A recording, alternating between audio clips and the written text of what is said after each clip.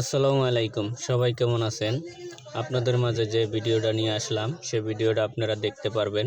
যেমন এটা একটা সিলিং ফ্যানের কয়েল, এটা একটা সাকুরা ফ্যান। তাই এটা সমস্যা ছিল, এটা কয়েল স্পারিং করে জ্বলে গেছে, তার জন্য পুরনো কয়েল ফেলিয়ে নতুন কয়েল বাঁধানো হচ্ছে। এটা ভিতরে এবং বাহিরে দুটোটা কয়েলই গুনে গুনে এটা খোপের ভিতরে দেওয়া হয়। এটা এক একটা খোপের ভিতরে 300-র উপরে প্যাচ দিতে হয়, 350। এক একটা ফ্যানে যে পরিমাণ তার থাকে তার চাইতে কিছু পরিমাণ বাড়িয়ে তারপরে তার দিতে হয়। হাতের বান্ধা কয়েলটা একটু বেশি কোম্পানি যে তার দিয়ে থাকে, মানে ভিতরে আপনার খোপে যে পেস্টটা দিয়ে থাকে তার চাইতে হাতে আমরা নর্মাল 20 থেকে 25 গজ 15 গজ বেশি পেঁচিয়ে থাকি, যাতে ফ্যানটা টিকসই হতে পারে। এই জন্য ফ্যানগুলো একটু কয়েল বেশি দিয়ে থাকা হয়। তাই দেখুন কয়েল বাঁধা শেষ। এখন এটারে এই যে ঘুষিয়ে নেওয়া হবে। যেমন এটা ফাইবার, যে প্লাস্টিক ফাইবার, এই ফাইবারের উপরই কয়েলটা বাঁধানো হয়। এই ফাইবারগুলো কেটে কেটে সুন্দরভাবে এটা কয়েলের যে মানে 22টা আছে বা রোটার বলে, 22 বলে, এক একজন এক একটা বলে থাকেন, এটার ফাঁকা জায়গায় ফাইবারগুলো ঢুকিয়ে দেওয়া হয়।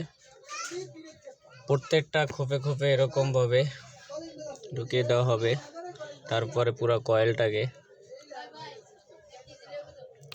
সুন্দরভাবে বেঁধে নেওয়া হবে। দেখুন পুরোটাই শেষ। আমাদের কাজের ভিডিওগুলো দেখতে সবসময় সাথে যুক্ত থাকবেন, অন্যজনের দেখার সুযোগ করে দেবেন শেয়ার দিয়ে। কাজগুলো কিভাবে হলো, কেমন লাগলো, লাইক কমেন্ট দেবেন। একজন আরেকজনকে লাইক কমেন্ট দিয়ে এগিয়ে নেবেন। আপনারা আমাদের পাশে থাকবেন, আমরা আপনাদের পাশে থাকব।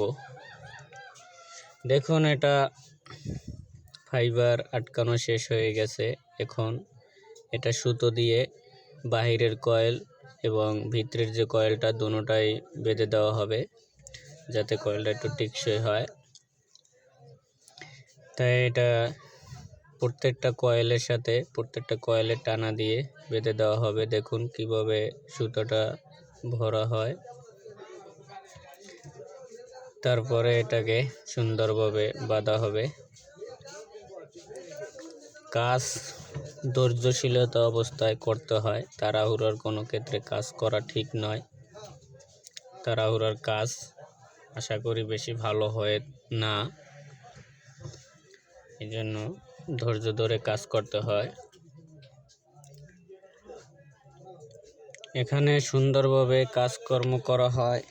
আমাদের দোকানে শুধু এই সিলিং ফ্যানের কয়েল না, বিভিন্ন ফ্যান, যত যাবতীয় ফ্যান আছে, তারপরে ইলেকট্রিক পণ্য, ব্লেন্ডার থেকে ইত্যাদি, রাইস কুকার, ওভেন, সব কিছু, হিটার জগ, তারপরে ইলেকট্রিক চুলা, সব কিছুই আমাদের এই দোকানে সার্ভিসিং করা হয়।